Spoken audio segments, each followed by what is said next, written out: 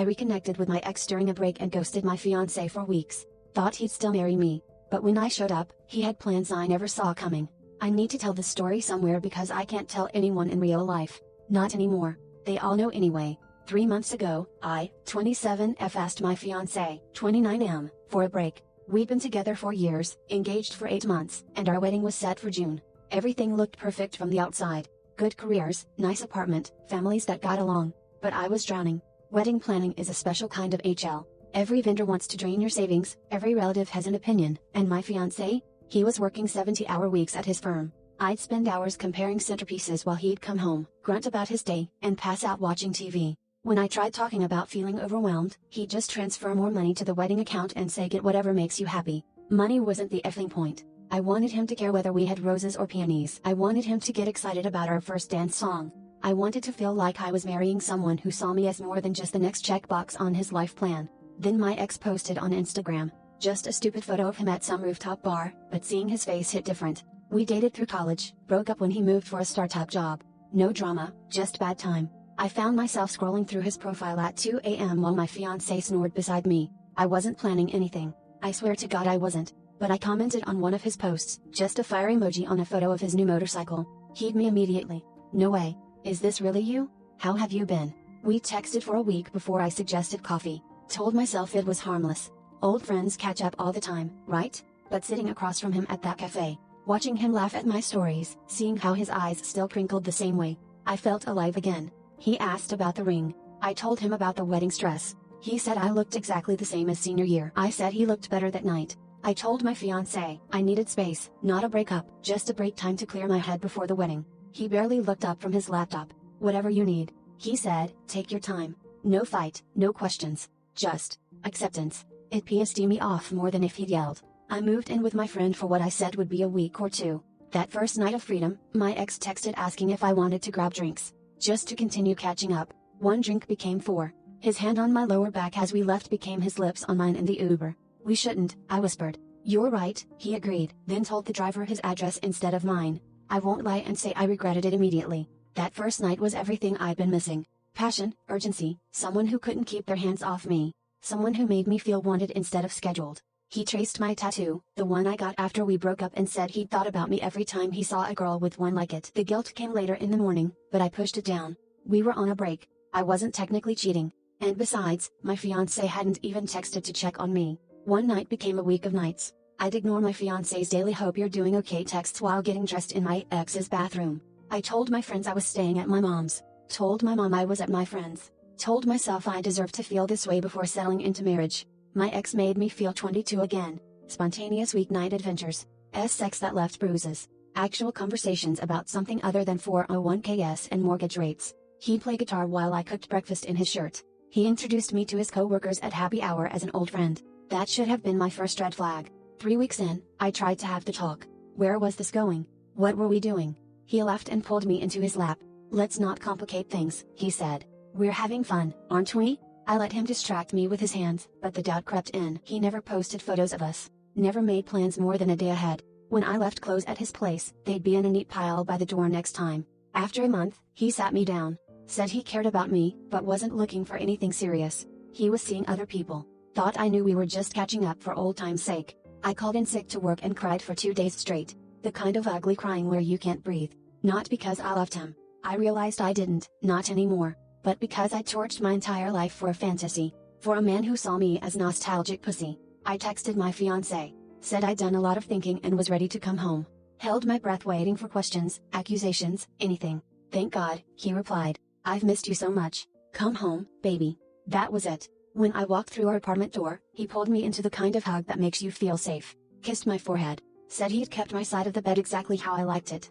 Made my favorite dinner. Asked 0 questions about where I'd been. I thought I was the luckiest woman alive. I thought I'd gotten away with it. We jumped back into wedding planning like nothing happened. He was suddenly Mr. Involved. Opinions on flowers, going to tastings, even suggesting we move the wedding up. Why wait? He said, I just want to be married to you.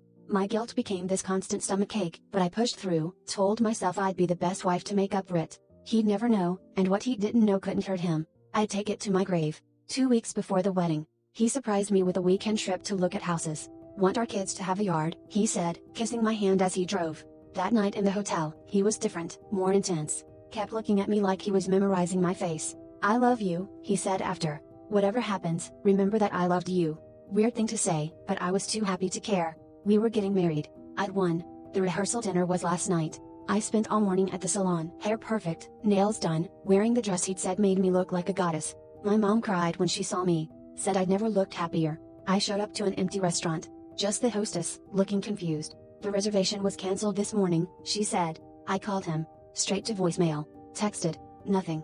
Called the wedding party. No one answered. Even my maid of honor, my best friend since middle school, declined my calls. Then my phone started exploding. Not calls or texts. Notifications. Email after email after email. Instagram tags. Facebook mentions. WhatsApp messages from numbers I didn't recognize. With shaking hands, I opened the first email. The subject line was just my name.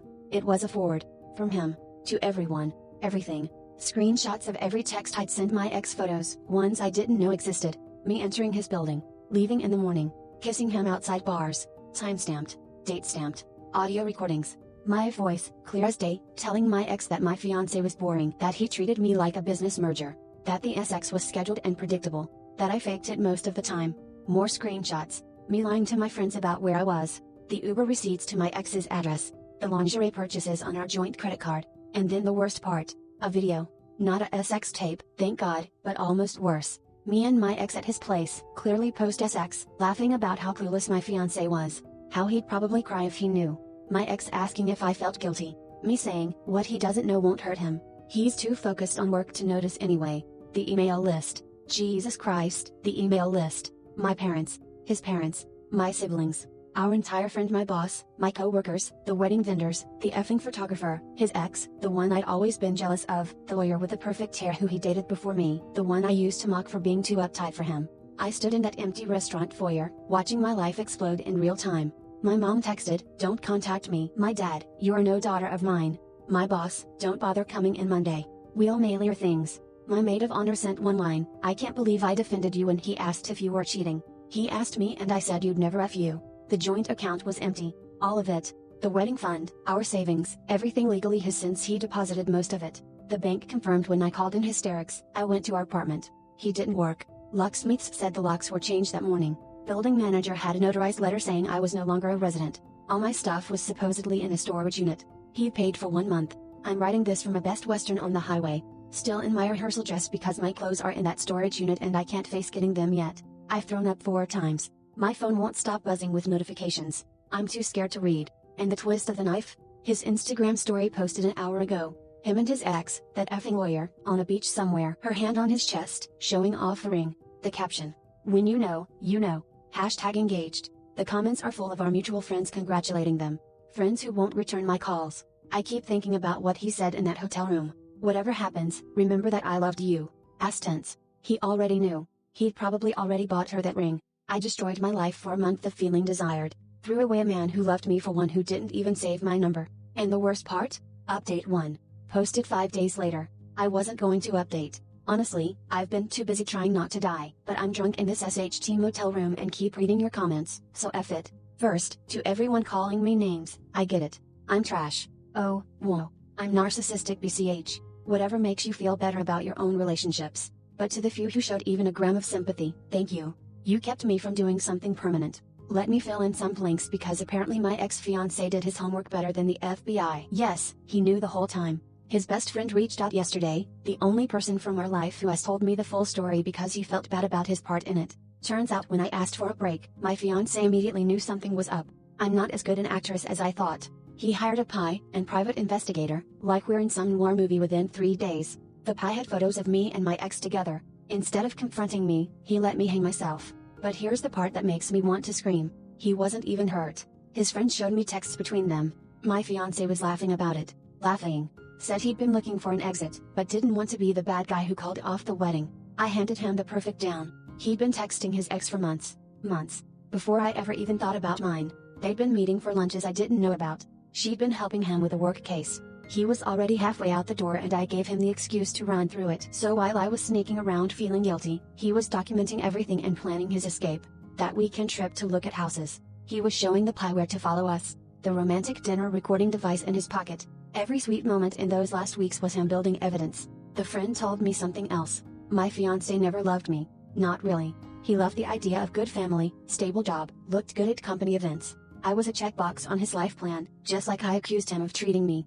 And when I proved I wasn't the perfect wife material he thought, he didn't fight or cry or try to fix us. He just executed his exit strategy. Want to know the really effed up part? His ex, the lawyer, she helped him plan the whole reveal. They strategized it like a effing court case. Made sure every email was sent in a way that couldn't be traced back as harassment. Ensured the apartment lease thing was airtight. Even timed it so I'd be at the rehearsal dinner in public when it all came crashing down. My ex, the one I cheated with, finally responded to my million texts. Wanna know what he said? This is why we broke up the first time. You always want more than people are willing to give. At least now you know where you stand. Don't contact me again. Where I stand. I'm standing in the ashes of my entire effing life. My parents still won't speak to me. My dad, the man who taught me to ride a bike, who walked me to school every day until I was 12, texted my brother that he's glad my grandparents are dead so they don't have to see what I became. I lost my job. Turns out using company Wi-Fi to SXT your ex is against policy. Who knew?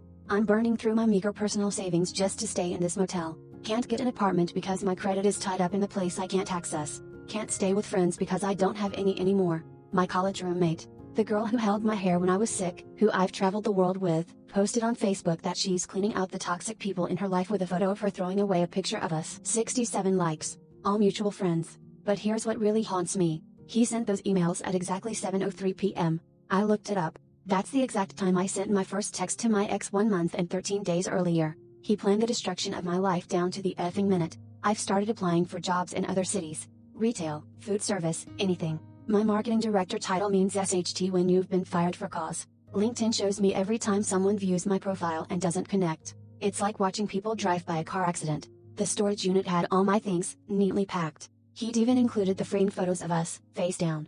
The engagement ring was on top in its original box with a sticky note, "Sell this. You'll need the money." I did. Got less than a quarter what he paid. Turns out rings don't hold value when everyone at the jewelry store knows your story. Small city. News travels. His Instagram is private now, but I made a fake account. He's in Bali with her. The same resort we'd booked for our honeymoon. She's wearing the dress I'd showed him for the rehearsal dinner, not the same one, but the same style. He's replaced me down to the effing outfit details. Someone asked in the comments why I don't just leave town immediately. With what money? I have $3,847 to my name. That's it. No job, no references, no family support. I'm trapped in this HL, watching him live my life with someone else while I apply for minimum wage jobs and get rejected. I know I deserve this. I know I'm the villain in this story. But I didn't know destroying someone could be done so efficiently. He removed me from existence like deleting an app. The worst part? I still catch myself thinking about texting him when something happens. Like when the motel clerk felt bad for me and brought me free coffee. Or when I saw a wedding song playing in the gas station. 4 years of inside jokes and shared memories, and I'm just erased. Tomorrow I have an interview at a call center 2 towns over. The manager seemed skeptical when I said I was looking for a change of pace from marketing director, but it's far enough away that maybe they haven't heard. I've stopped crying. Not because it doesn't hurt, but because what's the point? He won. Not just the breakup or the humiliation, but the whole thing game. I didn't even know we were playing to everyone saying karma is a BCH. Yeah, I get it now. I really think get it. Update 2 posted 3 weeks later. Still alive for those wondering. Barely got the call center job. $12 an hour to listen to people scream about their cable bills. My cubicle neighbor is 19 and keeps asking why someone my age is working there. I told her I'm a former heroin addict. Seemed more respectable than the truth. Living in a studio apartment now. And by studio, I mean it's literally one room with a hot plate and a bathroom so small I have to step outside to change my mind. The walls are so thin I can hear my neighbor's therapy sessions. Ironic, since I can't afford my own anymore. My brother finally texted me. Not to reconcile, but to inform me I'm no longer invited to his wedding next year. He's also changing his last name to his fiancé's so we won't be connected anymore. Said I'm the reason he's been in therapy for 2 months. Apparently finding out your sister is a lying. Whoa. His words can really F with your trust issues, but that's not why I'm updating my ex, the cheating one, not the mastermind. He's engaged, posted it all over social media 2 days ago to a 23-year-old influencer with a YouTube channel about sustainable living. The proposal was at the same rooftop bar where he'd posted the photo that started this whole mess. The kicker? In her gushing post about saying yes, she mentioned how they'd been together for 6 beautiful months. 6 months. He was effing her while he was effing me while I was destroying my life for him. I laughed. Actually laughed until I couldn't breathe. My downstairs neighbor banged on his ceiling and yelled at me to shut up. Want to know something else hilarious? I ran into one of our old mutual friends at the grocery store. She literally turned her cart around and walked the other way. Like I had the plague. I abandoned my groceries and left. Cried in my car for an hour, then realized I needed toilet paper and had to go to a different store across town. My ex-fiancé and his new fiancée are getting married in September. I know because one of our vendors accidentally emailed me instead of him. Same venue we'd booked. Same effing menu. The only thing different is the bride. I responded to the vendor letting them know about the mistake. They replied asking me to please refrain from any further contact regarding Mr. His name as wedding. Like I was some stalker instead of the person who picked out those centerpieces in the first place. My mom called last week. First time since everything exploded. I was so happy. I almost dropped the phone. Then she spoke. She needed my new address to serve me papers. They're suing me for the money they contributed to the wedding. $15,000. I don't have my own parents are taking me to court. You humiliated us, she said. Do you know what people say when they see us? We can't even go to church anymore. I told her I'd pay them back when I could. She laughed. Said I should have thought about that before spreading my legs for another man. Then she hung up. The call center manager pulled me aside yesterday. Said there have been concerns about my attitude. Apparently I'm not peppy enough when getting screamed at for 8 hours straight. I'm on probation. At a effing call center. Last night, in a moment of weakness, I texted my ex-fiancé. Just one line, "Did you ever actually love me?" He responded, "I loved who I thought you were." Then he blocked me. I've started writing letters I'll never send. To him, to my parents, to friends who won't speak to me. Out all the things I wish I could say. Then I burn them on my hot plate because I can't afford a therapist and this feels like discount therapy. 3 months ago, I had a fiancé, a career, a family, friends, a future. Now I have a studio apartment that smells like mold and a job where teenagers outrank me. But you know what? I'm still here. Still getting up every morning. Still putting on my headset and letting strangers yell at me. Because what else am I going to do? My ex-fiancé won. He got the girl, the sympathy, the life we'd planned. He even got our effing honeymoon destination. And me? I got exactly what I deserved. Final update, posted 2 months later. This is my last update. I promise. I'm moving. Not running away. I genuinely got a job offer in another state. It's nothing fancy, just an assistant position at a small company, but they don't know my history and that's worth everything. Want to hear something funny? The job came through a woman I met at the laundromat. She saw me crying over a wedding invitation that had been forwarded to my new address, my cousin's, who made sure to note I wasn't invited, but wanted me to know what I was missing. This stranger bought me a coffee and listened to the whole pathetic story. Turns out she owned a business and needed help. Sometimes the universe throws you the tiniest bone. My divorce is final. Oh yeah, surprise. We were technically married. He'd filed the paperwork the day after our break started. Another part of his master plan. He wanted to make sure I couldn't claim common law or any shared assets. The divorce decree came with a note from his lawyer, his new wife, suggesting I seek therapy for my destructive patterns. She's pregnant, by the way. Posted the announcement with a photo shoot at the house we'd looked at that weekend. The one where he said he wanted our kids to have a yard due in spring. The math works out to conception right around when I was moving into that moldy studio. My parents and I settled out of court. I'm paying them back $50 a month for the next 25 years. They insisted on interest. The lawyer who drew up the payment plan looked at me with such pity I almost ran out of his office. Lost the call center job. Apparently crying in the bathroom between calls is unprofessional. But it led to the laundromat breakdown, so maybe it was meant to be. I did something last week I'm not proud of. Made another fake account and messaged his wife. Told her everything about how calculated he was with me, how he'd played the long game, how he'd already been planning his exit. Warning her, I guess. She responded with screenshots of my message to what looked like a group chat. The caption, "The psycho is still obsessed. Should I get a restraining order?" The responses from people I used to call friends were brutal. Laughing emojis, comments about how I can let go. How pathetic I am. Someone suggested she post it publicly so future employers would see what kind of person I am. She didn't, thank God. Just sent me one final message. He showed me everything from day one. I helped him plan your exit, remember? The difference between you and me is I'm actually worth keeping. Stop embarrassing yourself.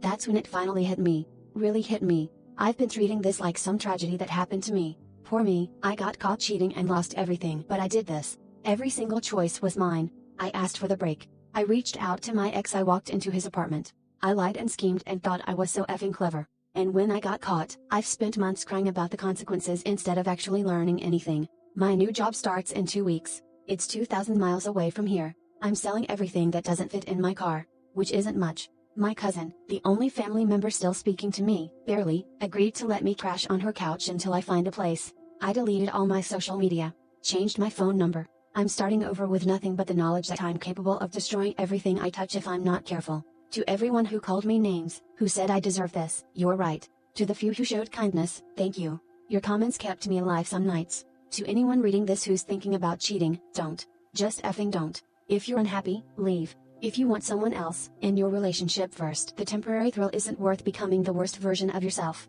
My ex-fiancé broke me down to nothing, but he did it using my own actions. He just held up a mirror and let everyone see who I really was. Can't hate him for that, even though I tried. I don't know who I'll be in this new city, but I know who I won't be. The kind of person who lies to someone who loves them. The kind who betrays trust for excitement. The kind who thinks they're too smart to get caught. This is goodbye. I'm going to try to be better. Not for him, not for my family, not for the strangers on the internet who watched my life implode. For me. Because living with yourself when you know you're garbage is its own kind of HL, and I'm ready to climb out. Thank you for reading. Thank you for judging. Thank you for the wake-up call. I'm done now. Edit to the person who found my LinkedIn and messaged me. Yes, it's really me. No. I won't be responding to any more messages. This chapter is closed. Edit 2, since several people asked. Yes, I'm in therapy now. Found a sliding scale clinic that works with my budget. First thing my therapist said was, you're not the worst person in the world. You're just someone who made terrible choices. Still working on believing that. Final edit, disabled inbox replies. Time to actually move on. Goodbye. Thank you so much for watching until the end. If you really like our videos, please don't forget to like, share, and subscribe. Have a great day.